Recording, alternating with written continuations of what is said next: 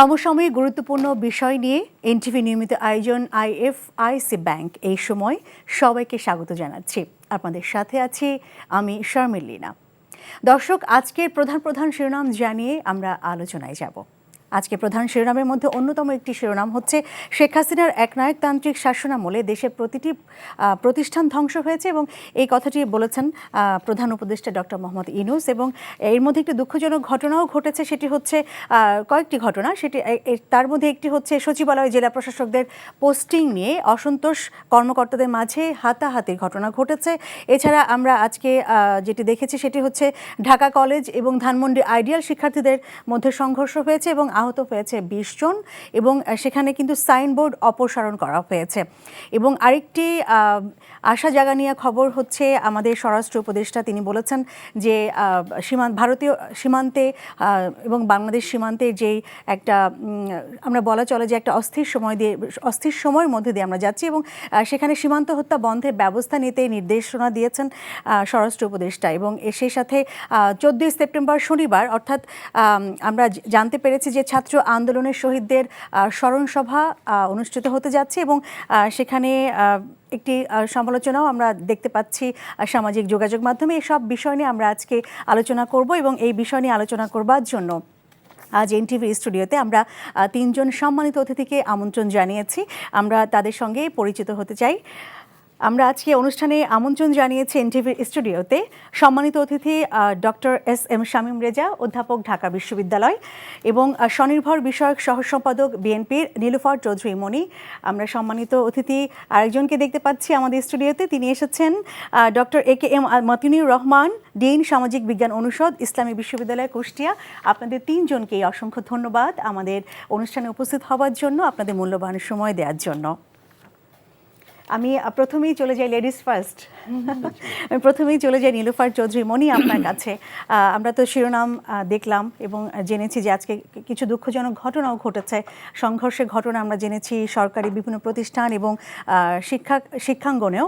তো আপনার কাছে আমার প্রথম জানতে চাওয়া যে এই যে প্রতিষ্ঠানগুলোতে যে মারামারি সংঘর্ষ হচ্ছে, এখানে যে একটা বৈষম্য তৈরি হচ্ছে, তো আপনি কি মনে করেন বৈষম্য বিরোধী আন্দোলনের যে একটা গণঅভ্যুত্থান এর পরে আমরা জানি যে নতুন একটি সরকার যখন গঠন হয় তখন এ ধরনের অস্থিরতা কাজ করে, কিন্তু তারপরেও এই যে শুরুটা আমরা জানি যে মর্নিং শোজ দ্য ডে, তো আপনার কাছে কি মনে হয় যে এই সময়ের শুরুতেই কি এমন হওয়া উচিত, বা কি ধরনের পদক্ষেপ নিলে এই চ্যালেঞ্জগুলো মোকাবেলা করা যাবে? ধন্যবাদ আপনাকে, যারা শুনছেন আমার শুভেচ্ছা অভিনন্দন, আমার সহ আলোচক দয়কে শুভেচ্ছা। দেখেন, এটা ওই যে আপনি যে বললেন সকালের সূর্য দেখলেই বোঝা যায় দিনটা কেমন যাবে। তো এই দিনটা কেমন যাবে এটা আমরা বলেছিলাম। প্রত্যেকটা জিনিসের একটা বয়স আছে। আপনি চাইলেই একটা ক্লাস 1-এর বাচ্চাকে আপনি মাস্টার ডিগ্রি সার্টিফিকেট দিতে পারেন না। হ্যাঁ, এটা হয় রেয়ার, কেমন লক্ষে একজন, কয়েক লক্ষ, কোটিতে একজন, সারা বিশ্বে এগুলো নজিরবিহীন ঘটনা থাকে, 1 জন বা 2 জন। আপনি যখন সবাইকে সার্টিফিকেট দিয়ে দিবেন অনেক কিছুর, যারা যে কাজের জন্য প্রস্তুত যোগ্য তাকে সেইখানেই দিতে হয়, এটা স্বীকার করছি। ছাত্ররা আমাদের ক্রনোলজিক্যাল আন্দোলনে তারা ভূমিকা রেখেছিল। একটা দেশের কোনো আন্দোলন আপনার 1 মাস 1.5 মাসে আন্দোলন শেষ হয় না, আন্দোলন শুরু হয় না। এটার জন্য অনেক লম্বা একটা জার্নি লাগে, যে জার্নিটা বাংলাদেশ জাতীয়তাবাদী দল এবং বিভিন্ন বাম রাজনীতি, ডান রাজনীতি মিলে অনেকেই করছিল একটা ফ্যাসিস্টের বিরুদ্ধে। আমরা যখন বলতাম, অনেকেই আপনাদের ওই চেয়ারগুলোতে যারা বসা তারাও হাসতেন, তারাও সরকারকে বিপদে পড়ে সাপোর্ট করতেন। আমাদের ডাইনে বায়ে যারা ছিল তারাও অট্টহাসি হাসতেন, কিন্তু এটাই সত্যি ছিল। তারপরে যখন এটা আস্তে আস্তে মানুষের মনে যাচ্ছিল, আপনি একটা জিনিস খেয়াল করেন, এই ছাত্ররা 9 দফা আন্দোলন দিয়েছিল, আরও 27 দফা বা আরও দফা আন্দোলন দিয়েছিল। তখন কিন্তু মানুষ দেখেছে, তাদের অ্যাপ্রিসিয়েট করেছে, মাঠে নামে নেয়, ফিল্ডে নামে নেয়, যেভাবে নামার কথা ছিল। এই ছাত্ররা যেদিন 1 দফার আন্দোলন দিল, সেই দিন কিন্তু ছাত্রদের সঙ্গে ছাত্রদের বাবা মারাও নেমে গেল, কারণ ওই 1 দফা আন্দোলনটা মানুষের হৃদয়ের ভেতরে প্রথিত ছিল, ওটাই মানুষ চাইতো, যে কারণে আন্দোলনটা খুব বেগবান হয়েছিল এবং অনেকের রক্তের বিনিময়ে একটা জায়গায় গিয়ে আন্দোলনটা সাকসেস হয়েছে। কিন্তু আন্দোলনের শুরু কিন্তু অনেক অনেক গুম খুন হত্যা এইসবের মাধ্যমেই হয়েছে। এখনো ওই 1.5 মাস আগেও এটা চলছিল। তো সেই জন্য বললাম যে ধারাবাহিকতা আছে এটার, সেই ধারাবাহিকতায় ছাত্রদের ক্রেডিট আমরা, আমাদের সন্তানরা, মানুষ কি বলে আমার সন্তান যেন থাকে দুধে ভাতে, আমাদের সন্তানরা ভালো কিছু করলে আমাদেরই ভালো লাগবে, আমরা এটা অ্যাপ্রিসিয়েট করব। এবং প্রত্যেকটা সব বাবা মা নিজে পরাজিত হয়ে সন্তানকে বিজয়ী করতে স্বাচ্ছন্দ্য বোধ করে এবং এটাই তাদের স্বপ্ন থাকে, ড্রিম থাকে। সেই জায়গায় আমাদের সন্তানরা মানুষ না হয়ে যখন কোনো দণ্ডের হাত ধরবে, যে দণ্ডটার জন্য সে নিজে প্রস্তুত না, সেটার জন্য তার টাইম লাগবে, সেই টাইমটা দিয়ে যদি আনতো তাহলে আমি বলতাম যে আমাদের সন্তানদের জন্য ওই দুধ ভাতটাই থেকে যাবে। কিন্তু আজকে যে জায়গায় এসে আমাদের সন্তানরা জোর করে হাল ধরার চেষ্টা করছে, সেইখানে কিন্তু আমি প্রথম দিন থেকেই বলছি যে আমি যেমন আমি বাংলাদেশ জাতীয়তাবাদী দল ধারণ করি, লালন করি। আমার দলের নেতার নাম হলো শহীদ প্রেসিডেন্ট জিয়াউর রহমান। উনি স্বাধীনতার ঘোষণা দিয়েছেন, মুক্তিযুদ্ধের অগ্রণী ভূমিকা পালন করেছেন এবং যুদ্ধের পরে উনি ব্যারাকে ফিরে গিয়েছেন। কারণ উনি মনে করেছিলেন, উনি 1.5 মাস বাংলাদেশে ওই পূর্ব পাকিস্তান তৎকালীন কোনো সরকার ছিল না, উনি যদি বলতেন যে আই মেজর জিয়া, যখন বলছিলেন উনি ঘোষণা প্রথমবার কিন্তু আই মেজর জিয়া দিয়েছিলেন, পরের বার অন বিহাফ অফ বলেছিলেন, যখন বুঝেছিলেন যে পশ্চিম পাকিস্তানে বারবার কু হয়, এটা কেউ একটা কু ধরতে পারে। কিন্তু উনি চলে গিয়েছিলেন ব্যারাকে। ঠিক আমাদের সন্তানরা যদি ব্যারাকে চলে যেত, তারা শিক্ষিত হয়ে মানুষ হয়ে আবার ফিরে আসতো। তাদের তো দাবিটা ছিল কোটার দাবি। কোটার জন্য যে সন্তানটা যোগ্য, সে সন্তানটাকে আপনি রাষ্ট্রের প্রধান বানিয়ে দিচ্ছেন, তখন তো ভুলভাল আরও বেশি বেশি হবে। এত বছর রাজনীতি করেই এত ভুল, এত কিছু, এত লোভ, এত লালসা, আর আপনার এই ছোট মানুষটাকে দিলেন যে কিনা সাদা পাতার মতো, যার ভেতরে এখন যে ছাপটা পড়বে সেই ছাপটাই বলবৎ থাকবে। সেইখানে তাকে যদি আপনারা দেন, আমি এইটুকু শেষ করে দিচ্ছি, এই ছাত্রদের সংঘর্ষ মাত্র শুরু। আমি বলবো যে এখনো যদি লাগাম টেনে না ধরা যায়, এটা যে কোথায় গিয়ে ঠেকবে আমরা জানি না। তবে আমরা শঙ্কিত, আমরা সন্দিহান এবং আমরা চাই ওরা ভালো কিছু করুক, ওরা ভালো কিছু করার জন্য ওরা বুঝুক যে ওদের আরও সময়ের দরকার আছে। নীলুফা চৌধুরী মনি, আপনি বলছিলেন যে আমাদের সন্তান যেন থাকে দুধে ভাতে। আমি সেই প্রশ্নের আমার উত্তরে আপনি এটা বলেছেন এবং সেই সূত্র ধরেই আমি চলে যেতে চাই doctor S M Shamim Reza, অধ্যাপক, ঢাকা বিশ্ববিদ্যালয়, আপনার কাছে, যে আমাদের সন্তান যেন থাকে দুধে ভাতে। তো এই দুধে ভাতের থেকে নিরাপত্তাটা আমার কাছে মনে হয় যে এই সময় প্রেক্ষাপটে বা বিগত সরকারের সময় প্রেক্ষাপটে খুব, এবং সব সময় আমাদের নিরাপত্তাটা কিন্তু খুব জরুরি। তো এই সময় যেটি আমরা দেখছি যে নতুন সরকার, অন্তর্বর্তীকালীন সরকার গঠন হয়েছে এবং আমরা দেখছি তারা একটু একটু করে এগোচ্ছে এবং তারা চেষ্টা করছে সব চ্যালেঞ্জ মোকাবেলা করার জন্য, এবং তাদের সময়টা মাত্র শুরু। আপনি কি মনে করেন যে এই সময়টা আসলে কতখানি গেলে তারা চ্যালেঞ্জটাকে উতরে যেতে পারবে, বা কতটুকু যৌক্তিক সময় তাদেরকে দেয়া যেতে পারে বলে মনে করেন? এবং এই নিরাপত্তার জন্য বা আমাদের ছাত্রছাত্রীদেরকে নিরাপদ রাখার জন্য আমরা কি পদক্ষেপ এই সময় নিতে পারি? একজন জাতির কারিগর হিসেবে আপনার কাছ থেকে জানতে চাই। আপনি দেখেছেন যে আমরা শিরোনামে আজকে দেখলাম যে আজকে যে ঘটনাটা, ঢাকা কলেজ এবং ধানমন্ডি আইডিয়াল কলেজের শিক্ষার্থীদের মধ্যে সংঘর্ষ হয়েছে, ঢাকা পলিটেকনিক ইনস্টিটিউটের শিক্ষার্থীরা বিভিন্ন দাবিতে তারা কিন্তু সড়ক অবরোধ করে রেখেছেন। আসলে একটা বিশৃঙ্খলার একটা যেই পরিবেশ আমরা খবর পাচ্ছি পরিবেশের, আপনার কি মনে হয় যে কি ধরনের সব মিলে প্রায় 3-4টা প্রশ্ন, নিতে পারি আমরা? প্রত্যেকটা অনেক, কোনোটা খুব উন্মুক্ত প্রশ্ন এবং উত্তর দেওয়া খুব কঠিন। যেমন শুরুতে যেটা বলছেন যে কতদিন তাদের এটা লাগতে পারে, এখন এই সরকারের বড় প্রতিশ্রুতির জায়গাটাই হচ্ছে সংস্কার। আমরা কখনো রাষ্ট্র মেরামতের কথা বলছি, কখনো আমরা সংস্কারের কথা বলছি, শব্দ যাই হোক না কেন, মূল সুরটা হলো যে প্রতিষ্ঠানগুলো ধ্বংস হয়েছে সেগুলো পুনর্নির্মাণ। কোনো ক্ষেত্রে আমরা পুনর্লিখনের কথা বলছি, একেবারে নতুন করে তৈরি করবার কথা বলছি, এবং যেগুলোতে ঘাটতি ছিল সেই ঘাটতিগুলো পূরণের কথা বলছি। আর একটা বিষয় হলো যে অপব্যবহারগুলো রোধে আমরা কি করতে পারি, সেটা একেবারে আর্থিক খাত থেকে শুরু করে যতগুলো খাত আছে, এটা তালিকা দিতে গেলে একটা দীর্ঘ তালিকার প্রয়োজন হয়, আমরা জানি কম বেশি সকলে। এবং আপনি যদি সংস্কারের খাতগুলো বড় আকারে দেখেন, আপনার সংবিধানের ইস্যু আছে, সাংবিধানিক প্রতিষ্ঠানগুলোর কথা আছে, সেখানে নির্বাচন কমিশনের প্রসঙ্গ আছে, দুর্নীতি দমন কমিশনের প্রসঙ্গ আছে, শিক্ষা প্রতিষ্ঠানগুলো সংস্কারের ব্যাপক দাবি আছে। যদিও আমরা গণমাধ্যমে প্রতিদিন কিন্তু অন্য সংস্কারের মতো জোরালোভাবে শিক্ষা সংস্কারের আলোচনা শুনছি, কিন্তু গুরুত্বপূর্ণ এজেন্ডা হিসাবে আরও বেশি করে শোনা প্রয়োজন ছিল। এমন অনেক তালিকা। আমরা ভূ রাজনীতিতে কি ধরনের এজেন্ডা তৈরি করব, সাম্প্রতিক অবস্থার প্রেক্ষিতে আমাদের পররাষ্ট্রনীতি কেমন হবে, আমাদের বৈদেশিক সম্পর্ক শুধু না, বাণিজ্যের ক্ষেত্রে কি হবে, অনেক ক্ষেত্রে সংস্কারের প্রসঙ্গ উঠছে। তো আপনি যদি ওই নিরিখে বলেন, এটার সহজ বা একক কোনো উত্তর নাই। যারা রাজনৈতিক দল তারা অত্যন্ত গুরুত্বপূর্ণ অংশীজন এই প্রক্রিয়ার, তারা স্বাভাবিকভাবেই চাইবেন যে একটা ভালো সময়ের মধ্যে নির্বাচন কমিশন সংস্কার হোক, অন্যান্য বিষয় সংস্কার হোক, এবং তারা নির্বাচনের দিকে যেন যেতে পারে। নির্বাচন সবাই চাই, সেটা আমরা চাই না এমন না, কিন্তু তাদের দাবিটা স্বাভাবিকভাবে, যেহেতু তারা নির্বাচনমুখী, সেটার একটা উদ্দেশ্য থাকবে। আবার অন্য যারা সাধারণ জনগণ, আপনার আমার মতো, যারা প্রতিনিয়ত সবগুলো ক্ষেত্রে সংস্কার চাইছে, তারা মনে করছে যে রাজনৈতিক দলগুলোর কিছু সীমাবদ্ধতা থাকে, তাদের এক ধরনের জনপ্রিয়তা টিকিয়ে রাখতে হয়, মানুষের সঙ্গে প্রতিনিয়ত কাজ করতে গিয়ে অনেক পরিবর্তন তাদের পক্ষে করাটা কঠিন হয়ে পড়ে। এবং যেমন আমরা নিজেরাই দেখি, বিশেষ করে ফাইন্যান্সিয়াল সেক্টরে যারা আছে, তাদের ব্যাপারে কি ধরনের সিদ্ধান্ত নেবেন এটা রাজনৈতিক দলের জন্য খুব সহজ হয়ে ওঠে না।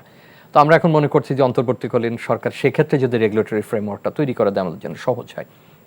আপনার প্রশ্নের উত্তর থেকে আমি বেরিয়ে যাচ্ছি না, উত্তরটা এমনভাবে আমি দেওয়ার চেষ্টা করব যেভাবে আমার আরো অনেক সহ আলোচক বলেন যে রাজনৈতিক দলের অনেক প্রতিবন্ধকতা এখানে থাকে। তো এখানে আমি বলছি যে অন্তর্বর্তীকালীন সরকার আবার এবং এটাও মনে রাখতে রাজনৈতিক হবে, দল আবার এটাও মনে রাখতে হবে জি। যে প্রতিবন্ধকতা যেমন থাকে, প্রতিবন্ধকতা ওই অর্থে না, কারণ তাদের অত্যন্ত জনগণ সংশ্লিষ্ট হয়ে কাজ করতে হয়, অনেক অংশীজনকে নিয়ে কাজ করতে হয়, তাকে পূর্ণাঙ্গ মাত্রায় রাষ্ট্র পরিচালনা করতে হয়। অন্তর্বর্তীকালীন সরকার কিংবা আগের তত্ত্বাবধায়কের সাথে একটা রাজনৈতিকভাবে নির্বাচিত সরকারের পার্থক্য থাকে, এবং তার সীমাবদ্ধতাগুলো মানতে হবে। এবং সেই সীমাবদ্ধতা মানে কিন্তু নেতিবাচক অর্থে সীমাবদ্ধতা না। আমার মনে হয় যে আপনার চ্যালেঞ্জ শব্দটা বলাটাই বোধহয় বেশি ভালো, তার চ্যালেঞ্জগুলো অনেক বেশি থাকে। কিন্তু অন্তর্বর্তীকালীন এখন যারা আমরা আছি, তারা ঝেড়ে কেটে অনেক কাজ করবার একটা পরিবেশ তারা পেয়েছেন, এবং সেই পরিবেশের প্রেক্ষিতেই তারা আসছেন। এখন এটা নির্ভর করবে যে রাজনৈতিক দলগুলোর সঙ্গে সরকারের ক্রমাগত আলোচনা কেমন হয়। এই অভ্যুত্থান যারা ঘটিয়েছেন বা বাস্তবে যারা সম্ভব করেছেন, সে যে তরুণ জনগোষ্ঠী, বিভিন্ন পর্যায়ের শিক্ষার্থী বা তরুণ যারা, তাদের একটা জন আকাঙ্ক্ষা তৈরি হয়েছে, তাদের কাছে আমাদের শোনা প্রয়োজন হবে তারা কিভাবে সংস্কারটি চান। এবং এর বাইরে রাষ্ট্রের আরও অনেক প্রতিষ্ঠান রয়েছে, রাষ্ট্রের নাগরিক সমাজ রয়েছেন, রাষ্ট্রের অনেক থিঙ্ক ট্যাঙ্ক রয়েছেন, রাষ্ট্রের অনেক গুরুত্বপূর্ণ প্রতিষ্ঠান রয়েছেন, এমনকি বৃত্তের বাইরে, সংঘের বাইরে অনেক বিশেষায়িত ব্যক্তি রয়েছেন।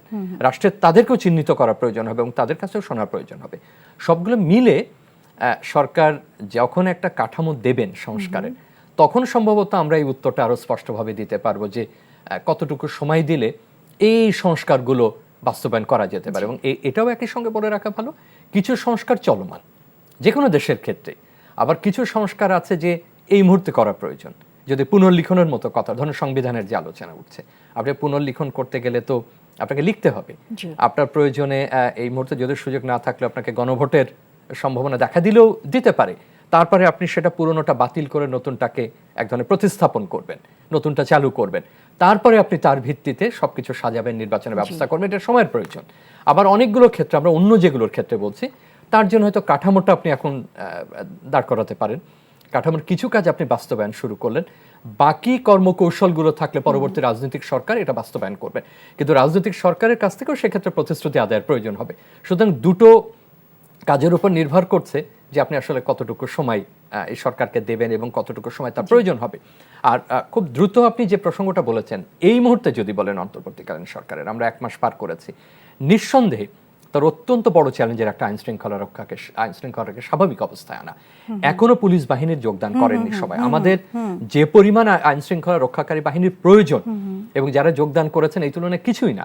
থানাগুলো আমরা হয়তো ঠিকঠাক করেছি আপাতত, কিন্তু পূর্ণাঙ্গভাবে একটা থানা অবকাঠামোভাবে ঠিক করা, চালু করা, পুলিশের ইস্যুসগুলো আপনি জানেন, তাদের মনোবল ঠিক করা, তাদেরকে চাকরিতে ফিরিয়ে আনা, তাদেরকে আবার এই যে পরিস্থিতির মধ্যে দিয়ে তারা গেছেন, আমি পক্ষ বিপক্ষের আলোচনায় যাচ্ছি না যে কে এই ভয়াবহ বিষয় কে মানে তাদেরকে আদেশ দিয়েছিলেন, কারা এটা করেছেন, সেটা তো এক পক্ষ আছে, কিন্তু এর বাইরেও তারাও কিন্তু একটা বড় ট্রমার মধ্যে দিয়ে গেছেন, তাদেরও হতাহতের মধ্যে দিয়ে গেছেন, এবং তারা সবাই যুক্ত ছিলেন এটা বলা যাবে না, তাদের উপর বড় আকারে একটা প্রভাব পড়েছে।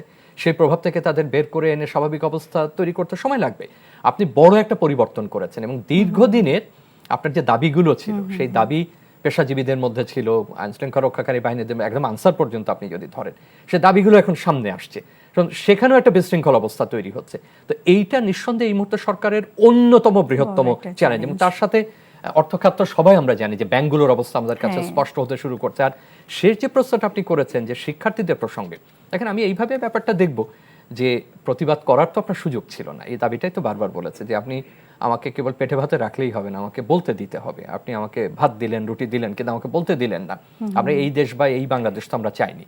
এখন সেক্ষেত্রে প্রাথমিকভাবে আমি এমনভাবে দেখতে চাই যে সবাই বের হতে চেষ্টা করছেন, সবারই দাবি নিয়ে আসছেন। সব দাবি যে অযৌক্তিক তা বলা যাবে না, আবার প্রত্যেকটা দাবি যে এই মুহূর্তে পূরণ করা সম্ভব সেটাও কিন্তু সঠিক না। এখন পেশাজীবীদের দাবির সঙ্গে আমি শিক্ষার্থীদের দাবিকে এক করব না। আবার যারা একদম স্ট্রাকচার ব্যুরোক্রেসিতে ছিলেন তাদের মধ্যে অসন্তোষ একটা হাতাহাতি করবেন, সেই দাবির সঙ্গে আমি নিশ্চয়ই শিক্ষার্থীদের অসন্তোষকে এক করব না। তো সবগুলোর তাদেরকেও ভাবতে হবে যে কোনটা যৌক্তিক কোনটা যৌক্তিক না। আবার একই সঙ্গে এটাও মনে রাখতে হবে যে আন্দোলন বলবো না, একটু রাস্তায় নামলে দাবি দিলেই যেন আমরা একেবারে তকমা এটা না দিই যে এর মধ্যে কনস্পিরেসি থিওরি আছে, কিছু একটা ঢুকেছে। হ্যাঁ, কেউ যদি ক্ষতি করবার চেষ্টা করে নিঃসন্দেহে এটা তো রাষ্ট্র যারা আছেন নিরাপত্তার দায়িত্বে সরকার খতিয়ে দেখবেন, কিন্তু আমরা ওই তকমা যেন এটা না দিই আগের মতো যে তুমি নিশ্চয়ই ওই পন্থী বা ইত্যাদি এই কারণে এটা করছে। আর শিক্ষার্থীদের তো আমি বলবো যে তারা এত বড় একটা বিপ্লবের পর হঠাৎ বড় হয়ে যান। এটা ৭১-এর পরে যখন আমাদের তরুণরা ফিরেছেন তারা হঠাৎ বড় হয়ে গেছেন। আমরা তখন ঠিক করে উঠতে পারিনি তাদেরকে দিয়ে আমরা কি করব। তাদেরকে দিয়ে কি আমরা সেনাবাহিনীতে দেব, আমরা পুলিশে দেব, নাকি আমরা অন্য কোনো কিছুতে দেব, নাকি তাদেরকে তখন তার এন্টারপ্রেনিয়ারের সমস্ত সুযোগগুলো ছিল না, কোথায় তাদেরকে আমরা রাখবো। ঠিক একই রকম ৯০-এর পরেও আমরা ভেবেছিলাম, এখানে মনিয়াপা আছেন, মতিন ভাই আছেন, ৯০-এর পরে এটা রাজনৈতিক দলগুলো নিয়েছেন আন্দোলনটা, শিক্ষার্থীদের হাতে তরুণদের হাতে আর ছিল না। কিন্তু এবার তো অন্যরকম। সো তাদেরকে একেবারে কমলমতি বলে শিশু বলে একদম চালিয়ে দেওয়া যাচ্ছে না। নিঃসন্দেহে তারা আমাদের সন্তান সম, কোনো সন্দেহ নাই গড় বয়স যদি ধরা হয়, কিন্তু তারা হঠাৎ বড় হয়ে গেছেন, তারা জীবন দিয়েছেন, ভয়াবহ অবস্থার মধ্যে মুখোমুখি পড়েছেন, মৃত্যু বরণ করেছেন, মৃত্যু থেকে ফিরে এসেছেন, মৃত্যুর দোয়ার থেকে। অতএব তারা বড় হয়ে গেছেন। এখন তাদের দিকেও তো আমরা তাকিয়ে আছি যে তারা যেন এমন কিছু না করেন যাতে করে আমরা আবার হতাশ হই। আর এইটুকু মনে রাখতে হবে যে একদম যারা স্কুল পড়ুয়া তাদের তো কিছুটা সংযত হবার বিষয় আছে। তারা এখনো বা কলেজে, তারা এখন বিশ্ববিদ্যালয় পর্যায়ে যায়নি। আমি যদি প্রতিষ্ঠানের নাম নাও বলি, যে তাদের যে বড় ভাইরা উচ্চশিক্ষা প্রতিষ্ঠান থেকেই তো বড় অংশ প্রথমে এটার সমন্বয় করেছেন, তার আন্দোলনে গেছেন, বাকিরা যুক্ত হয়েছেন কোনো না কোনো ভাবে। অনেকে এত অল্প বয়সে যুক্ত হয়েছেন যে তার হয়তো আমরা প্রত্যাশাই করিনি যে সে বাড়ির বাইরে আসবে। Doctor S M Shamim Reza, আমরা শিক্ষাঙ্গন নিয়ে আরো কথা বলবো আপনার সঙ্গে। আমাদের আরেকজন সম্মানিত অতিথি আছেন স্টুডিওতে, doctor A K M Matinur Rahman. আপনার কাছ থেকে আমি একটু জানতে চাই যে আমরা কিন্তু আজকে দেখেছি যে ভারতের সাথে কোনো কাজ স্থগিত হয়নি এবং সামনের দিনে বিজ্ঞান প্রযুক্তিতে তারা কিছু বড় প্রকল্পে বিনিয়োগের কথা তারা জানিয়েছেন, অর্থাৎ ভারতীয় হাই কমিশনার সেটি বলেছেন এবং এই কথা আমাদেরকে জানিয়েছেন অর্থ উপদেষ্টা সালেউদ্দিন আহমেদ। তিনি আশা প্রকাশ করেছেন যে ভারতের সাথে সম্পর্কটা আস্তে আস্তে আমাদের একটু স্বাভাবিক হতে যাচ্ছে, এ ধরনের একটি আভাস আমরা পাচ্ছি। এবং সেই সাথে আরেকটি কথা আমি বলতে চাই, সেটি হচ্ছে যে ভবিষ্যতে সীমান্তে যে হত্যাকাণ্ড বন্ধে সেটির জন্য যথাযথ ব্যবস্থা নিতে সংশ্লিষ্ট সবাইকে নির্দেশ দিয়েছেন স্বরাষ্ট্র উপদেষ্টা। তো একই সাথে আপনার কাছ থেকে জানতে চাই যে এই যে ভারতের সাথে কোনো কাজ স্থগিত হয়নি এবং এই যে ভারতের সীমান্তে বাংলাদেশ সীমান্তে যে অস্থিরতা, আপনার কাছে কি মনে হয় এই দুটি ঘটনার সাথে যোগসূত্র মিলিয়ে আপনার কাছে কি মনে হয়, পর্যবেক্ষণটা কি আপনার কাছে? ধন্যবাদ শারমিন আপনাকে, এবং সেই সাথে আমার সম্মানিত দুজন সহ-আলোচক তাদেরকে ধন্যবাদ জানাচ্ছি, এবং সম্মানিত দর্শক শ্রোতা যারা এই অনুষ্ঠানটি দেখছেন তাদের সবাইকে শুভেচ্ছা এবং সালাম। আপনার প্রশ্নের উত্তরে সরাসরি যে দেখুন, বাংলাদেশ তো নতুনভাবে, এটা অনেকে বলার চেষ্টা করে যে বাংলাদেশ নতুনভাবে স্বাধীন হয়েছে। অ্যাকচুয়ালি আমি মনে করি স্বাধীনতা তো 1971 সালে হয়েছে। আমরা নতুন অবয়বকে বাংলাদেশকে দেখছি, কিন্তু প্রশ্ন হচ্ছে যে এই দেশ তো 71 সালে যখন হয়েছে, এটি একটা ধারাবাহিকতা যে রাষ্ট্রের সাথে রাষ্ট্রের একটা সম্পর্ক থাকবে, এবং সেটি আপনি সরকারের পরিবর্তন হয় কিন্তু রাষ্ট্রের পলিসির মৌলিক কোনো জায়গায় পরিবর্তন হয় না। যদি আপনি দেখেন পৃথিবীর অন্যান্য উন্নত রাষ্ট্রে যদি লক্ষ্য করেন যে মার্কিন প্রেসিডেন্টের পরিবর্তন হয় কিন্তু তাদের পলিসিগত পরিবর্তন হয় না। কিন্তু দুর্ভাগ্যজনক হচ্ছে বাংলাদেশের ক্ষেত্রে যেটি হয়েছে, সেটি দেখবেন যে রাষ্ট্রের সরকারের পরিবর্তনের সাথে রাষ্ট্রনীতির এবং পররাষ্ট্রনীতির পরিবর্তন হয়, যেটি দুর্ভাগ্যজনক আমাদের দেশের জন্য। আমি মনে করি যে বর্তমান যে অর্থ উপদেষ্টা যে কথাটি বলেছেন, যথার্থই বলেছেন যে তাদের সাথে যে চুক্তিগুলো সেগুলো স্থগিত হয় নাই, বাট চলমান থাকবে। এটি অর্থনৈতিক সম্পর্ক এবং প্রতিবেশী সুলভ যে আচরণ, এটি বাংলাদেশ থেকে কিন্তু বরাবরই এই কথাগুলো সবসময় বলা হয়ে থাকে এবং তারই ধারাবাহিকতা এটি উনি বলেছেন। কিন্তু আমরা লক্ষ্য করি যে এই সম্পর্কটি ছোট্ট একটা রাষ্ট্র এবং বৃহৎ একটা রাষ্ট্রের সাথে যে সমন্বয়টা, অনেক ক্ষেত্রে দেখা যায় সেই মানে ন্যায্যতার ক্ষেত্রে বাংলাদেশে কিন্তু প্রতিনিয়ত বঞ্চিত হয়ে থাকে। আমার মনে হয় যে এই জায়গাতে বাংলাদেশ যেহেতু অগ্রসর হচ্ছে, সুতরাং বড় রাষ্ট্র হিসেবে এটি ভারতেরও আরও ওয়ান স্টেপ ফরওয়ার্ড হওয়ার কথা উচিত। কারণ এটি আমি ব্যক্তিগতভাবে একজন নাগরিক হিসেবে প্রত্যাশা করি এবং আমার মনে হয় সম্মানিত দর্শক শ্রোতা সবাই এর সাথে একমত হবেন। আরেকটু কথা আপনি বলেছেন সীমান্তে যে হত্যাকাণ্ড, এটি আসলে নতুন কোনো ঘটনা নয়, এটি আসলে ধারাবাহিকভাবে আমরা দেখেছি এবং ফেলানির ঘটনা আমরা দেখেছি এবং অতি সম্প্রতি একটি দুর্ঘটনা ঘটেছে। আমার মনে হয় যে এটি নিয়ে দফায় দফায় বিজিবি এবং বিএসএফ অনেক পতাকা বৈঠকও হয়েছে, কিন্তু আসলে ফলশ্রুতিতে এটি কিন্তু কোনোভাবেই নিবৃত হয় না, এটি ধারাবাহিকতা কিন্তু চলছে। যেটি আমরা দেখি যে বাংলাদেশের লোকই আপনার কখনো গরু আনতে গিয়ে হত্যার শিকার হয়েছে এবং সেটি ভারতের কোনো মানুষ যে হত্যার শিকার হয়েছে এরকম কোনো মানে নিউজ আমাদের চোখে কিন্তু আসে না। তো সুতরাং সেই জায়গাতে বর্তমান যে প্রেক্ষাপট, এখানে একটা জিনিস আমাকে উল্লেখ করতেই হবে যে ভারত একটি গণতান্ত্রিক রাষ্ট্র এবং তার প্রতিবেশী রাষ্ট্র বাংলাদেশে গণতান্ত্রিক চর্চা এবং গণতান্ত্রিক যে অগ্রযাত্রা, এই জায়গায় ভারতকে শরিক হওয়া, কারণ এটা কিন্তু আমরা প্রত্যাশা করি। কিন্তু আমরা যদি এরকমটি দেখি যে বাংলাদেশে গণতান্ত্রিক অগ্রযাত্রা বিঘ্ন ঘটছে এবং বিগত দিন যে 15 বছর আপনি যদি লক্ষ্য করেন যে সেখানে গণতান্ত্রিক কোনো প্র্যাকটিসও হয়নি, বিশেষ করে পরপর 3টে নির্বাচন যেটা পৃথিবীব্যাপী একটা সমালোচনার জায়গা হয়েছে, সেই জায়গা থেকে স্পষ্ট কোনো বার্তা কিন্তু আমরা পাই নাই। আমরা আশা করি যে এটি আমরা আশা করেছিলাম যে এই জায়গা থেকে একটা স্পষ্ট বার্তা আসার, কিন্তু আমার মনে হয় যে বরাবরই যে কথাগুলো বলা হয় যে 1971 সালে মহান মুক্তিযুদ্ধে ভারত আমাদেরকে সহযোগিতা করেছে, সত্য, এটি তো আর অস্বীকার করার কোনো সুযোগ নেই। কিন্তু এই নতুন করে বাংলাদেশ যে আরেকটি ফ্যাসিস্ট সরকারের পক্ষ থেকে ছাত্র জনতার আন্দোলনের মধ্য দিয়ে যেটি পতন হয়েছে, সেই জায়গাতে যদি আপনি লক্ষ্য করেন তাহলে দেখবেন যে এটি আমার মনে হয় যে আমার ব্যক্তিগত মতামত একান্তই, সেটি হচ্ছে যে ওই ট্যাগটা কিন্তু আর নতুন করে বাংলাদেশের ক্ষেত্রে লাগানো সম্ভব নয়। কী কারণে?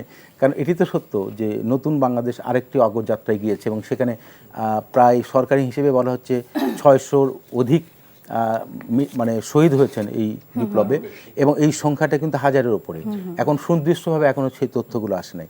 তো সুতরাং এই যে তরুণ তাজা প্রাণ যে মানে আপনার একটি কর্তৃত্ববাদী সরকারের বিপক্ষে আন্দোলন করতে গিয়ে শহীদ হয়েছেন এবং আজকে পত্রিকা দেখলাম যে অসংখ্য ছেলে মেয়ে যারা অঙ্গহানি হয়েছে, চোখ, কারো পা, কারো হাত, এটি খুবই মানে আপনি একটা বিভৎস একটা চিত্র।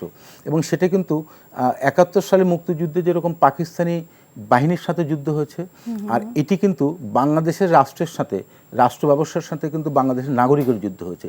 সেই জায়গায় যদি জীবনহানি হয় সেটি সবচেয়ে দুঃখজনক এবং আমি মনে করি যে এই জায়গাতে কিন্তু আমাদের বড় ধরনের একটি ক্ষত তৈরি হচ্ছে এবং সেই ক্ষতর জায়গাতে নতুন করে আসলে প্রতিবেশী রাষ্ট্র হিসেবে ভারত আমি মনে করি যে বাংলাদেশ যদি এক পা এগোয়, ভারতের 2 কদম এগোনো উচিত। কী কারণে?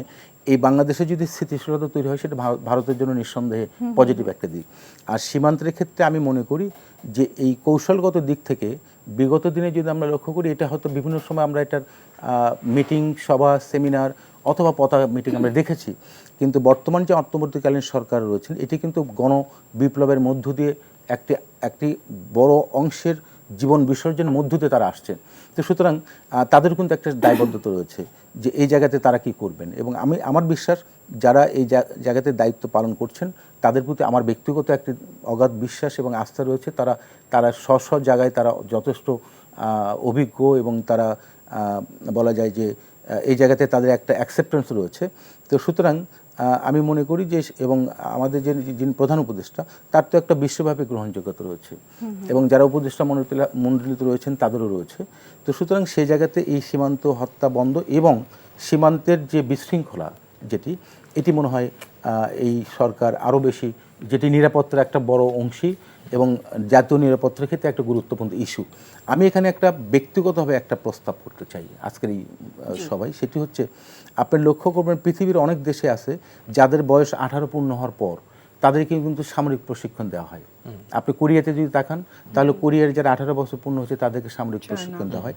আমি মনে করি বাংলাদেশ যেহেতু জনবহুল একটি রাষ্ট্র এবং আমাদের বিশাল একটা মানব সম্পদ রয়েছে, এখানে 18 বছর পূর্ণ হলে আমরা যদি বিশ্ববিদ্যালয় কলেজ লেভেলে দেখবেন যে বিএনসিসি এবং রোভার্স একটি গ্রুপ আছে, তারা কিন্তু একটা প্রশিক্ষণ সেখানে নেয়। আমার মনে হয় বাংলাদেশের জাতীয় নিরাপত্তা এবং আভ্যন্তরীণ নিরাপত্তার ক্ষেত্রে এই 18 বছর পূর্ণ যাদের হয়েছে তাদেরকে আসলে সামরিক প্রশিক্ষণ দেওয়া উচিত। কী কারণে?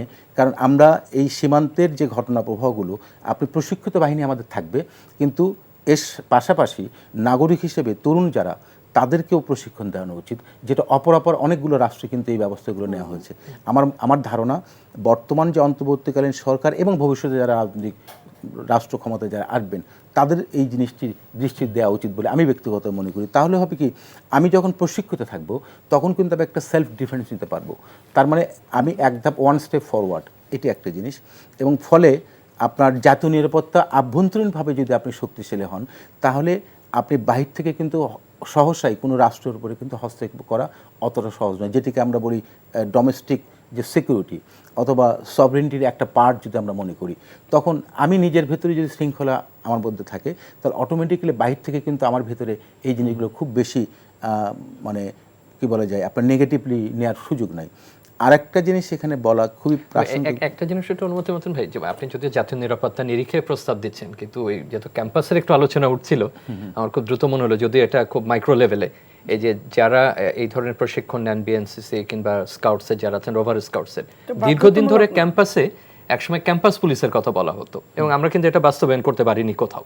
এবং এই যে প্রশিক্ষিত যারা, আমরা এটা ব্যবস্থাপনার দিক থেকেও কিন্তু বিশ্ববিদ্যালয়ের নিরাপত্তা একটা খুব বড় ইস্যু, কতজনকে আমরা নেব, কিভাবে কাজ করব, এই গোষ্ঠীটাকে আমি বারবারই বলছি আগের আলোচনার নিরাপত্তার প্রসঙ্গে, কিন্তু ক্যাম্পাসগুলোতেও কিন্তু তাদের একটা বড় ভূমিকা থাকতে পারে। এবং না শুধু ক্যাম্পাস, আমি ওই ক্যাম্পাসের উদাহরণটা মাথায় আসলো, আপনি তো বৃহৎ অর্থে বলছিলেন। প্রতিষ্ঠান আছে, ইভেন আপনি কনস্টিটিউশনাল যে প্রতিষ্ঠান, প্রত্যেকটি জায়গাতেই আসলে এই জিনিসগুলোর আমাদের নিজস্ব অ্যারেঞ্জমেন্টও থাকা উচিত। এবং থাকলে আমার মনে হয় যে আমরা নিরাপত্তার ক্ষেত্রে অনেক বেশি স্টেপ, কারণ সময় তো আসলে এই পরিকল্পনাগুলো বাস্তবায়ন কেন করতে পারছি না? সময় তো পরিবর্তিত জায়গায়, কিন্তু আজকে আপনি যদি চিন্তা করেন, এই যে জেন জেড যেটাকে বলা হচ্ছে, আমাদের যদি লক্ষ্য করেন প্রায় 4 কোটি কিন্তু মানে নতুন প্রজন্ম, 4 কোটি ভোটার, যারা কিন্তু এই পরিবর্তনের মূল নিয়ামক একটা জায়গা। তো সুতরাং তাদের যে দৃষ্টিভঙ্গি, তাদের যে আকাঙ্ক্ষা এবং তাদের যে প্রত্যাশা, এই জায়গাগুলো কিন্তু রাজনৈতিক দলগুলোকে অ্যাড্রেস করতে হবে। কারণ আমি মনে করি যে রাজনৈতিক দলের যে দৃষ্টিভঙ্গি, সেটাও পরিবর্তিত হওয়া উচিত, এবং তাদের রাজনৈতিক দলের ভিতরে এক ধরনের পরিবর্তন হওয়া উচিত। সংস্কার শুধুমাত্র প্রাতিষ্ঠানিক নয়, আমার মানে মন মানসিকতা এবং আমাদের আচরণের মধ্যে কিন্তু সংস্কার হওয়া উচিত, মাইন্ড সেট আপ যেটাই বলি। অর্থাৎ এই আন্দোলনের ভিতরে কিন্তু অনেকগুলো মেসেজ কিন্তু তারা দিয়েছে, দৃষ্টিভঙ্গির পরিবর্তন হওয়া, আকাঙ্ক্ষার পরিবর্তন হওয়া, আমার আচরণের মধ্যে পরিবর্তন হওয়া, এবং আমার প্রতিষ্ঠান পরিচালনার ক্ষেত্রে পরিবর্তন হওয়া, এটি হওয়া উচিত। এবং তাহলে হবে কি, একাকার হয়ে যাবে, হাতে হাত মিলিয়ে কিন্তু মানুষ কাজ করতে পারবে। অর্থাৎ এই দেশটার দিন শেষে আমাদের বাংলাদেশের, আমরাই নাগরিক, এবং সুতরাং সম্মিলিতভাবে এই জিনিসগুলো কাজ করা উচিত। আরেকটা জিনিস এখানে আমি উল্লেখ করতে চাচ্ছি, সেটি হচ্ছে জাতীয় ঐক্য যেটিকে বলা হয়। অর্থাৎ আমরা বিগত দিনে দেখেছি শুধুমাত্র বিভাজন একটা জায়গা, অর্থাৎ এই বিভাজনের রাজনীতি বা বিভাজন করার যে প্রক্রিয়া, এটা কিন্তু আমাদেরকে দিনের পর দিন কিন্তু পিছিয়ে নিয়ে গেছে, যার ফলে আমাদের ভিতরে কিন্তু এক ধরনের অন্তর্দ্বন্দ্ব, নিজের মধ্যে এক ধরনের বিশৃঙ্খলা। আমার মনে হয় যে এটিও একটা মেসেজ, যেটি মনিয়াপা বলেছেন, সেটি হচ্ছে, দেখেন যে প্রথমে শিক্ষার্থীরা একটা আন্দোলন শুরু করলো, কিন্তু এর সাথে কিন্তু পরবর্তীতে শিক্ষক, ছাত্র, জনতা, সাধারণ মানুষ একাকার হয়েছে। অর্থাৎ কেন হয়েছে? এক দফা যখন গিয়েছে, এক দফাতে গিয়ে কেন একাকার হলো? কারণ দীর্ঘ 17 বছরের যে ক্ষোভ মানুষের ভিতরে, এটি কিন্তু তারা প্রকাশ করতে পারে নাই। একটা প্ল্যাটফর্ম পেয়েছে, তখন কিন্তু তারা এগিয়ে গেছে। ফলশ্রুতি শিক্ষার্থীরা হয়তো ফ্রন্ট লাইনে ছিল এবং তারা হয়তো সাহস নিয়ে এগিয়ে গিয়েছে, কিন্তু বাস্তবতা হচ্ছে সাধারণ জনগণ কিন্তু তাদের সাথে সুর মিলিয়েছে, তাদের সাথে গিয়েছে এবং তাদেরকে সার্বিক সহযোগিতা করেছে। ফলশ্রুতিতে কিন্তু একটা পর্যায়ে সেই সরকারের পতন হয়েছে। আমার মনে হয় যে আজকে এই বিভাজন না করে, বিভাজনের জায়গায় না গিয়ে, সবাইকে ঐক্যবদ্ধ হয়ে একটি আমব্রেলার ভেতরে দেশকে সামনের দিকে এগিয়ে নিয়ে যাওয়ার জন্য আমার মনে হয় এই জায়গাতে কাজ করা। আর সংস্কারের প্রসঙ্গে যেহেতু আমাকে করেন না আপনি, এটা শামীমকে করেছেন, শামীম উত্তর দিয়েছে। আমি ব্যক্তিগতভাবে মনে করি যে সংস্কারের আপনার প্রায়োরিটি দেওয়া উচিত, কোন কোন জায়গাতে এই মুহূর্তে আমার সংস্কার করা প্রয়োজন। আর কিছু সংস্কার আছে যেগুলো অনেক মৌলিক জায়গা, সেগুলো মনে হয় যে যদি প্রায়োরিটি না দিয়ে সংস্কারে আমরা অগ্রসর হই, তাহলে আমার ধারণা এখন পর্যন্ত বাংলাদেশের সার্বিক নিরাপত্তা, হয়তো আমরা একটা নিরাপত্তার জায়গা রয়েছি, কিন্তু প্রকৃত অর্থেই যে কথাটি বলা হয়, মাঠ পর্যায়ে পুলিশ বাহিনীর এখনও সেট আপগুলো ঠিক হয় নাই, যার ফলে আপনি যদি ঢাকা শহরে রাত্রেবেলা ঘোরেন, তাহলে আপনি কিন্তু কোনো পুলিশ দেখতে পাবেন না। অর্থাৎ এই জায়গাতে পুলিশদের ভিতরে একটা ট্রমা আছে, এবং সেই জায়গাতেও তাদের ফিরে আসা এবং জনগণের সাথে তাদের যে একটা ডিস্টেন্স তৈরি হচ্ছে, সেটিও মনে হয় রিপেয়ার করা, এবং সেই ব্যাপারে আমার মনে হয় যে একটু সময় দেয়া। এবং সেই জায়গাতে আমার সবাইকে আমাদের যে যে জায়গায় থাকে না কেন আমাদের সাপোর্ট দেওয়া উচিত। আর অন্তর্বর্তীকালীন সরকারের যে বিষয়টি সেটি আমি মনে করি যে অবশ্যই কিছু কিছু জায়গায় সংস্কার হওয়া দরকার, এবং সেটি আপনার যেমন নির্বাচন কমিশন আছে, অথবা আপনার যেটি পুনঃলেখনের কথা সংবিধানের অনেকগুলো মৌলিক জায়গায়, কারণ সংবিধান বেশিরভাগ ক্ষেত্রে যে পরিবর্তনগুলো হয়েছে আমি ব্যক্তিগতভাবে মনে করি অনেক সময় ক্ষমতাসীন দল তার নিজের স্বার্থে সংবিধানগুলো বেশিরভাগ পরিবর্তন হয়েছে, জন আকাঙ্ক্ষার প্রতিফলন খুব বেশি ছিল না। হয়তো মৌলিক জায়গাগুলোতে স্বাধীনতার পরপর হয়তো স্বাধীনতা যুদ্ধের আগে আমরা দেখেছি, কিন্তু আমি মনে করি এই জায়গাগুলোতে যেটি একটি বৃহৎ রাজনৈতিক দল, আমার যতটুকু মনে পড়ে বাংলাদেশ জাতীয়তাবাদী দল, তারা একটা 31 দফা রাষ্ট্র মেরামতের জায়গা বলেছে এবং সেখানে কয়েকটি গুরুত্বপূর্ণ কথা বলেছে। একটি হচ্ছে রেইনবো, এবং রেইনবো মানে সেখানে বলেছে সোশ্যাল কন্ট্রাক্ট এবং রিকনসিলিয়েশন, অর্থাৎ দল, মত, পথ, ধর্ম, বর্ণ নির্বিশেষে একটা আমব্রেলার ভেতরে রাখা, এবং সেখানে একই ব্যক্তি দুইবার বেশি প্রধানমন্ত্রী থাকতে পারবেন না সেটা বলা হচ্ছে, এবং প্রধানমন্ত্রীর সাথে রাষ্ট্রপতির ক্ষমতার একটা ভারসাম্য রাখা। এবং আরেকটি জিনিস হচ্ছে দ্বিকক্ষ বিশেষ, যেটা আমি ব্যক্তিগতভাবে এটিকে খুবই সমর্থন দিই এই কারণে, যারা রাজনীতির সাথে সরাসরি যুক্ত নয় কিন্তু তাদেরকে রাজনৈতিকভাবে পরামর্শ ক্ষেত্রে আপার হাউজের যেটি কথা বলা হয়েছে, এটি কিন্তু একটা ফিল্টারিংয়ের সুযোগ থাকবে, এবং সেখানে কখনো কখনো কেউ কেউ বলছেন প্রাদেশিক যে একটি সরকার ব্যবস্থা, আমার মনে হয় যে তার চেয়ে বড় কথা হচ্ছে দ্বিকক্ষ বিশিষ্ট থাকলে একটা জনপ্রতিনিধি, আরেকটি কিন্তু থাকবে প্রফেশনালি। আপনি দেখবেন যে যারা ইন্টেলেকচুয়াল, সেটা হচ্ছে প্রকৌশলী হতে পারে, ডাক্তার হতে পারে, বিভিন্ন পেশাজীবী হতে পারে, সেটি কিন্তু রাষ্ট্রের সাথে তাদের একটা সম্পর্ক, এবং রাজনৈতিক দলকে টাইম টু টাইম তারা সিভিল সোসাইটির মেম্বার হিসেবে একটা রোল প্লে করতে পারে। আমার মনে হয় যে এই জায়গাগুলোতে আমাদের এখন সময় আসছে প্রত্যেকটি জায়গায় একই সাথে হয়তো সব অ্যাড্রেস করা সম্ভব না, বাট এই জিনিসগুলো অ্যাড্রেস করা। আর আপনি শুরুতে যে কথাটা বলেছিলেন যে রাজনৈতিক দলগুলোর কাছে এই অন্তর্বর্তীকালীন সরকার কিছু এজেন্ডা রেখে যাবেন, যেটা হয়তো তারা বাস্তবায়ন করতে হবে। কী কারণে? কারণ জনগণের সামনে যখন এটা প্লেস করা হবে তখন জনগণ দেখবে যে রাজনৈতিক দলগুলো রাষ্ট্র ক্ষমতায় গেলে এই জায়গাগুলো অ্যাড্রেস করছে কিনা। যদি অ্যাড্রেস করে নিঃসন্দেহে তারা সাধুবাদ পাবেন, আর যদি অ্যাড্রেস না করেন তাহলে সঙ্গত কারণেই জনগণের সাথে তখন তাদের একটা দূরত্ব তৈরি হবে। সেই বাধ্যবাধকতা যদি থাকে তাহলে আমার মনে হয় আর রাজনৈতিক দলগুলো অ্যাড্রেস করবেন, কারণ সময় কিন্তু এখন পাল্টেছে এবং জনগণের দৃষ্টিভঙ্গি পাল্টেছে। আর জনগণের ভিতরে কিন্তু এক ধরনের সচেতনতা চরমভাবে এখন অনেক বেশি বৃদ্ধি পেয়েছে, বিশেষ করে তরুণ প্রজন্মের ভিতরে। আমার মনে হয় যে আমি এখানে শেষ করি, আপনার প্রশ্নের উত্তর আপনি নিশ্চয়ই। জি, আমি আবারও আসবো আপনার কাছে। আমি এবার চলে যাচ্ছি নীলুফা চৌধুরী মনি আপনার কাছে জানতে চাই যে আজকের দিনের গুরুত্বপূর্ণ অন্যতম একটি সংবাদ হচ্ছে ছাত্র আন্দোলনের শহীদদের স্মরণের সভা হবে আগামী শনিবার 14 সেপ্টেম্বর। আমরা দেখেছি যে বৈষম্য বিরোধী ছাত্র আন্দোলনে যে এই যে শহীদদের স্মরণের সভা হচ্ছে, সেখানে কিন্তু খরচ হবে 5 কোটি টাকা, এবং আমরা পদ্মা সেতুর উদ্বোধনী অনুষ্ঠানের বাজেটও কিন্তু দেখেছি যে 5 কোটি টাকা। তো আপনার কাছে কি মনে হয় বৈষম্য বিরোধী আন্দোলন, বৈষম্য বিরোধী শব্দটা এখানে আসলে কতটুকু আপনার কাছে? আপনার প্রশ্নের মধ্যে আপনার উত্তরটা ছিল পদ্মা সেতু তো 5 কোটি, বৈষম্য বিরোধী 5 কোটি। লাগে টাকা দিবে গৌরী সেন টাকা দিলে তো আমার নতুন নতুন নিত্য নতুন গাড়িতে চড়তে অসুবিধা নাই, নিত্য নতুন নিজেকে চেঞ্জ করতে অসুবিধা নাই। যদি এই হয় বাংলাদেশের অবস্থা, সেটা দুঃখজনক জাতির জন্য। কারণ আপনি যখন এই কথাটা বলছেন, আজকের বা কালকের পত্রিকায় এরকম আসছে যে একজন শ্রমিক কাজ করতে গিয়ে যে গুলি খেয়েছে, তাকে তার গুলি খাওয়ার পরে তার স্ত্রীর সন্তান জন্ম দিয়েছে, যে সন্তানটাকে সে 2 দিন কুলে নিতে পারে নাই। অর্থের অভাবে তার স্বামীকে চিকিৎসা করার জন্য 25,000 টাকায় সন্তান বিক্রি করেছে।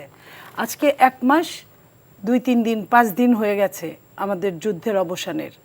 সেইখানে আমাদের শত আমি যখন কথা বলছি 18,000 আমাদের মধ্যে আহত হয়েছে, মানে প্রাথমিক লিস্টে। অনেকেই চিরস্থায়ী পঙ্গু হয়েছে, অনেক মানুষ মারা গিয়েছে, যারা শহীদ হয়েছে, যারা সত্যি কথা তাদের একমাত্র অবলম্বন চলে গেছে। এই 5 কোটি টাকা যদি এরকম করে খরচ না করে যদি তাদের পরিবারকে দেওয়া হতো, এই যে মুখ দিয়ে বলছে সরকার দায়িত্ব নিবে, হসপিটাল দায়িত্ব নিবে, বাধ্যতামূলক বলেছে, কারা কারা কোথায় আহত হয়েছে এখনো খুঁজে বের করা যায় নাই।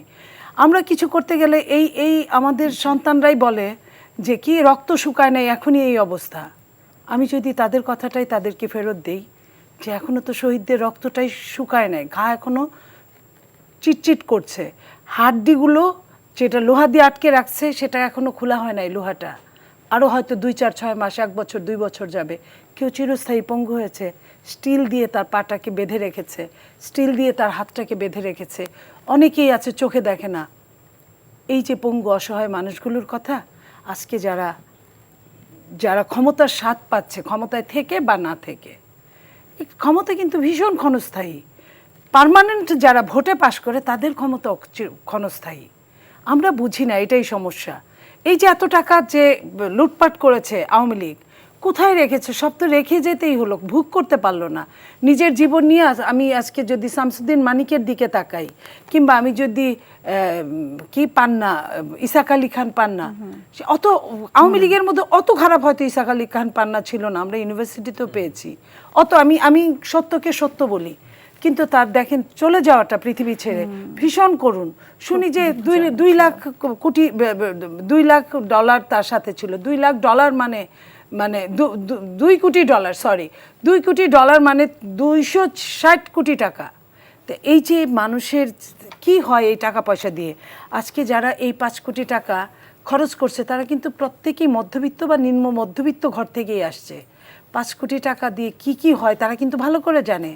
অন্তত 5 কোটি টাকা দিয়ে এই 18,000 মানুষের, 5,000 মানুষের আমার মনে হয় যে তাদের এই দিন আনা দিন খাওয়া মানুষগুলো, পঙ্গু মানুষগুলো, অসহায় আহত মানুষগুলোর পাশে দাঁড়ানো যেত। তাদের এককালীন একটা টাকা দিলেও তাদের, হ্যাঁ, সন্তান চলে যাওয়া বা সন্তান পঙ্গু হওয়ার, এটা টাকায় এটার মূল্যায়ন হয় না। তারপরেও কিছুটা হতো যে তার মানে অসহায় পরিবারকে পরবর্তী আর যা সন্তানরা আছে বা আর যারা আছে তারা খেয়ে পরে বাঁচতে পারতো।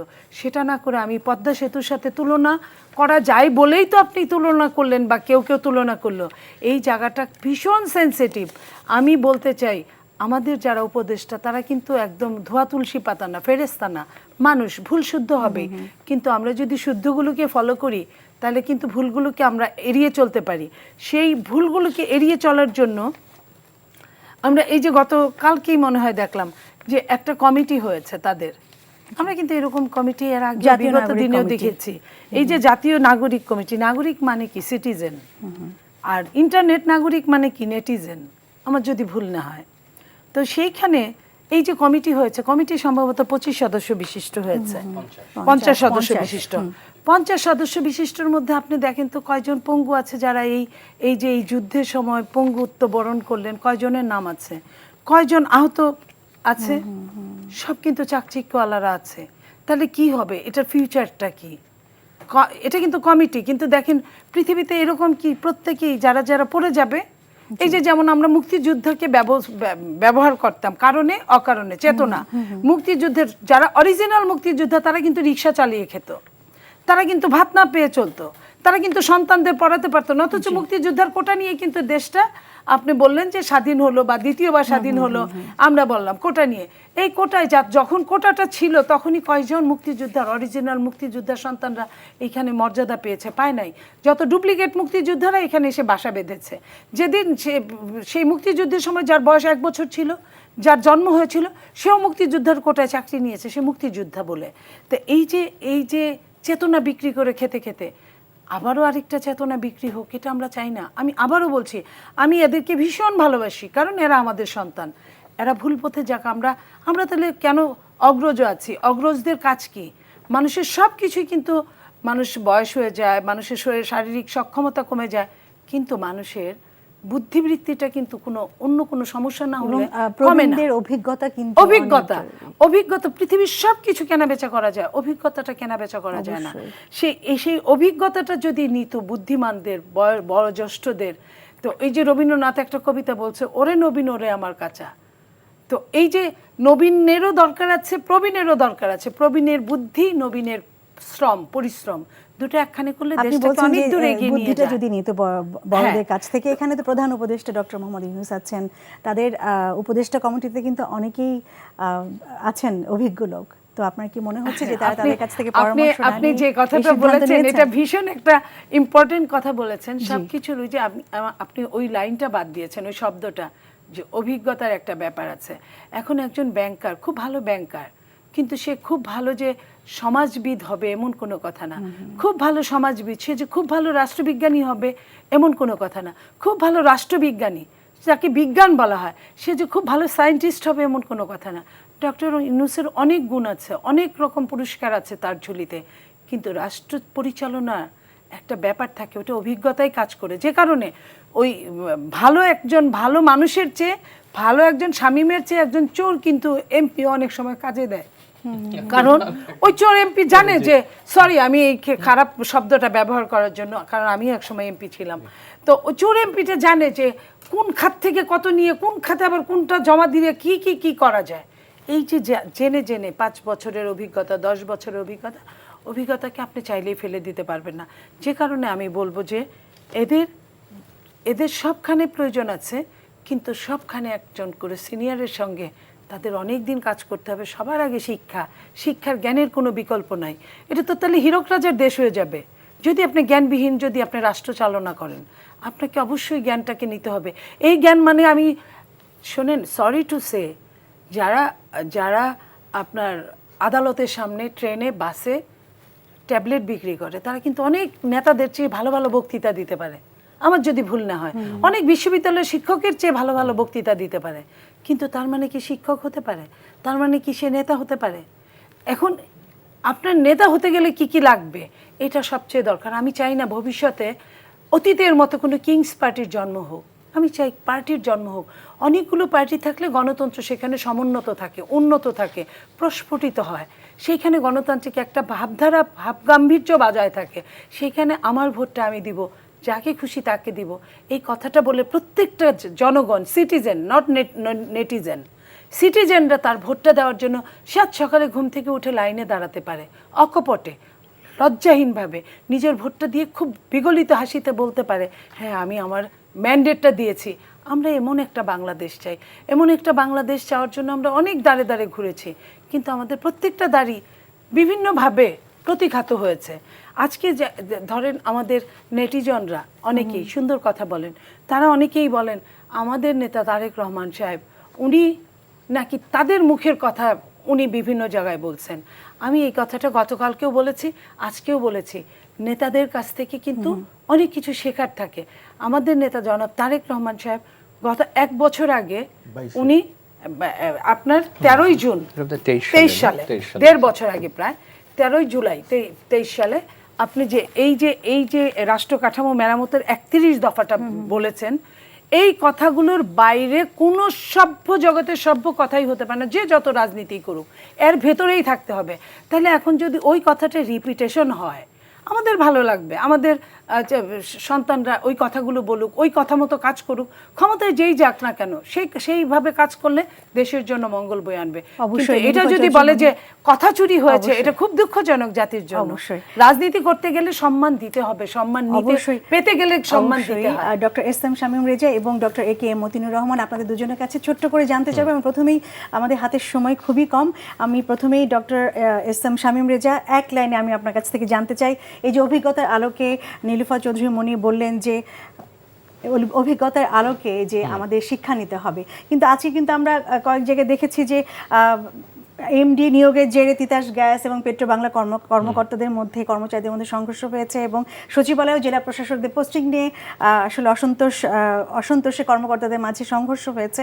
তো এই যে এখানেও কিন্তু অভিজ্ঞ লোক আছে, তো আসলে আপনি কি মনে করেন, কি পদক্ষেপ নিলে বা কি চ্যালেঞ্জ আসলে এখানে কাজ করছে? ধরুন এই প্রশ্নের উত্তর সম্ভবত আমাদের তিনজনের কারো পক্ষে দেওয়া সম্ভব না, কারণ এটা খুব কাঠামোগত এক একটা প্রতিষ্ঠানে আপনি কথা বলেন, ব্যুরোক্রেসি খুব structure. Matinur Rahman public administration অধ্যাপক, তিনিও জানেন কেন সেখানে অসন্তোষ হচ্ছে, কেন এই ধরনের হাতাহাতির ঘটনা ঘটছে। সেটা কিন্তু এই সরকারকে খতিয়ে দেখতে হবে, কারণ এখন যারা গুরুত্বপূর্ণ পদে সর্বশেষ ছিলেন তারা গত সরকারের সময় পদোন্নতি প্রাপ্ত এবং স্বাভাবিক সেই সরকারের সঙ্গে তারা কাজ করেছেন। এরপরে নতুনও কাউকে পদোন্নতি দেওয়া হয়েছে। স্বাভাবিকভাবে নতুন সরকার ঠিক করবেন যে কাকে কোথায় তারা প্লেস করবেন বা কাকে কোথায় কোন দায়িত্বে দেবেন। সেখানে যদি শুরুতে এই ধরনের ঘটনা ঘটে সেটা কিন্তু মোটেই ভালো বার্তা দেয় না। এবং এখানে অনেক অভিজ্ঞতা আছে, এখানে সাবেক মন্ত্রী পরিষদ সচিব আছেন, এখানে অন্য পুরনো সচিবরা আছেন, তাদের অনেক অভিজ্ঞতা আছে এই ধরনের পরিস্থিতি মোকাবেলা করবার। তো এইটা আবারও যদি ঘটে বা বারবার ঘটতে থাকে তাহলে কিন্তু আমাদের বিষয়টা নিয়ে নতুন করে চিন্তা করতে হবে। আপনি যে প্রসঙ্গটা বারবার সমত বলছেন যে পদোন্নতির ক্ষেত্রে হোক, পদায়নের ক্ষেত্রে হোক, কোনো জায়গায় দায়িত্ব দেওয়ার ক্ষেত্রে হোক, একেবারে শুরুতে এটা সুচারুভাবে করা যাবে না। কারণ আপনি একটা বড় পরিবর্তনের পরে মাত্র 1 মাসের মধ্যে পুরো জিনিসগুলো ঠিক করা এত সহজ কাজ না, বিশেষ করে মাঠ পর্যায়ের যেখানে নিয়োগ দেওয়ার ব্যাপারগুলো আছে। কিন্তু আমি মনে করি যে অভিজ্ঞ লোক আছে, এবং যে কথাটা নীলোফার মনি আপা বারবার বলছেন যে দেখেন আপনার তো সব ধরনের অভিজ্ঞতা একটা মিশেল রাখবে। এটা একটা ছাত্র জনতার অভ্যুত্থান, তারা এখনো মাঠে আছেন, তাদের একটা আকাঙ্ক্ষা আছে। আমরা বারবার বলছি সে আকাঙ্ক্ষার প্রতিফলন ঘটবে আমাদের নীতি পরিকল্পনায়। কিন্তু যারা কাঠামোগতভাবেই দায়িত্ব পালনের জন্য আছেন, দায়িত্বপ্রাপ্ত যারা, তারা যদি শুরুতে এই ধরনের কথা বলতে থাকেন তাহলে তো সেটা আমাদের জন্য ভালো বার্তা দেবে না। অবশ্যই ডক্টর এ কে মতিনুর রহমান, ছোট্ট করে, একদম ছোট, আমাদের হাতে একদম আমি খুব সময় ছোট নেই। করেই বলবো, জি। সেটা হচ্ছে যে দেখুন, জাতি বারবার হতাশ হতে চায় না। কারণ আমরা কিন্তু যখনই একটা আশার আলো দেখি বা একটা উপলক্ষ করে সামনের দিকে অগ্রসর হতে থাকি, তখনই দেখি যে আমাদের সামনে কিছু হতাশার চিহ্ন চলে আসে। এটা কিন্তু জাতিকে বারবার এই হতাশার জায়গায় যদি নিয়ে যাওয়া হয় তাহলে আসলে খুবই দুঃখজনক হবে। আমরা এই জায়গাতে হতাশ হতে চাই না, আমরা আশাবাদী হতে চাই। এবং বর্তমান যে অন্তর্বর্তীকালীন সরকার দায়িত্বে রয়েছেন, তারা নিঃসন্দেহে এটি সবগুলো দাবি একসাথে আপনি যদি হাজির করেন তাদের পক্ষে পূরণ করা সম্ভব নয়। আরেকটি কথা হচ্ছে যে দাবি আসলেই এটি নেগেটিভলি আমি নিতে চাই না, কারণ দীর্ঘ 15 বছর যেহেতু মানুষ বলতে পারে নাই, সুতরাং এই ভেন্টিলেশন করার সুযোগ দিতে হবে। সুযোগ দিলে মানুষ হালকা হবে এবং এটি অ্যাড্রেস করবেন প্রায়োরিটি বেসিসে তারা। আরেকটু হচ্ছে দেখুন, সিস্টেম যদি ডেভেলপড হয়, আপনি যে কাউকে ওখানে বসেন না, অটোমেটিক্যালি এই দায়িত্বটি কিন্তু চলে যাবে। কিন্তু সিস্টেম যদি যেহেতু দীর্ঘদিন যাবৎ ধ্বংস হয়েছে, সুতরাং ওই জায়গাতে ফিরে আসতে করে সময় লাগবে। আরেকটি জিনিস হচ্ছে শিক্ষার্থীদের ক্ষেত্রে আমি যে কথাটি বলতে চাচ্ছি লাস্টে, সেটি হচ্ছে এরকম যে দেখুন, তাদের প্রতি কিন্তু মানুষের জনগণের একটা আকাঙ্ক্ষা আছে। সুতরাং এই আকাঙ্ক্ষা যেন কোনোভাবেই তাদেরকে অন্যভাবে কেউ, আমি এই কথাটি বলতে চাই এভাবেই যে তারা যেন কোনোভাবেই অন্যর দ্বারা ব্যবহৃত না হয় এবং তারা তাদের জায়গাতে যেন এই জিনিসগুলো অটুট রাখে, সেটি সেই জায়গাতে যাওয়া, সেই জায়গাতে থাকা উচিত এবং বাংলাদেশকে এগিয়ে নিয়ে যাওয়া উচিত। অবশ্যই আপনাদের তিনজনকে অসংখ্য ধন্যবাদ আমাদেরকে সময় দেওয়ার জন্য। সম্মানিত দর্শক, আজ এই পর্যন্তই। সবাই ভালো থাকবেন, সুস্থ থাকবেন এবং নিরাপদে থাকবেন। আবারও দেখা হবে। ধন্যবাদ সবাইকে।